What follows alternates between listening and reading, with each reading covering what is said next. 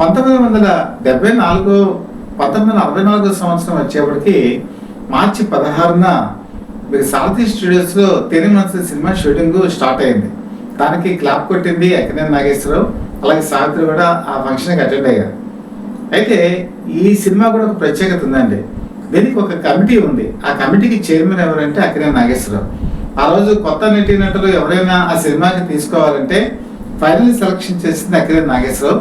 ఆ విధంగా కృష్ణని సెలెక్ట్ చేసిన వ్యక్తి కూడా ఆయనే. కాబట్టి అక్కినేని నాగేశ్వరరావు అంటే మాత్రం చాలా అభిమానం ఉండేది కృష్ణకి. తన సినీ జీవితాన్ని ఇచ్చినటువంటి వ్యక్తిగా ఆయన ఎప్పుడూ గౌరవించారు. ఒక దేవదాస్ శిష్యులనే వాళ్ళిద్దరి మధ్య భేదాభిప్రాయాలు వచ్చినా కూడా హేమ హేమిడి సినిమాతో మళ్ళీ కలిసి సర్దుబాటు చేసుకున్నారు. ఆ విధంగా చివరి వరకు కూడా వాళ్ళిద్దరూ కలిసిమెలిసి జోడుగా తోడుగా ఉన్నారు. సో ఆ బంధం ఈ గురు శిష్యుల సినిమాలో కూడా మనకి కనబడుతుంది. సో ఇక్కడికి వచ్చేప్పటికి సంగీతం కేవీ మహాదేవన్ సమకూర్చారు. మహాదేవన్ సంగీతంలో బాలసుబ్రహ్మణ్యం ఇక్కడ ఒక మంచి ప్రయోగం చేశారు.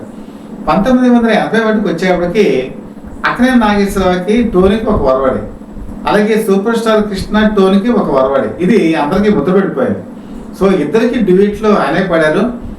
ఎందులో గొప్పతనవి నువ్వు ఎవరికన్నా అద్దగత్తెవైన ఒక పాట ఉంది.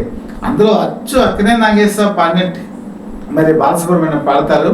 అలాగే కృష్ణకి పాడిన పాటలు కూడా అచ్చు కృష్ణ పాడినట్టే పాడతారు. ఇది ఈ సినిమా చూసినప్పుడు చాలా మంది థ్రిల్ ఫీల్ అయ్యారు. ఒకే సింగరు ఇద్దరు గాయకులు పాడినట్టుగా పాడటం ఈ సినిమాలో మాకు విచిత్రమైన మధురానుభూతిగా ఆ రోజు అభిమానులు చెప్పుకున్నారు.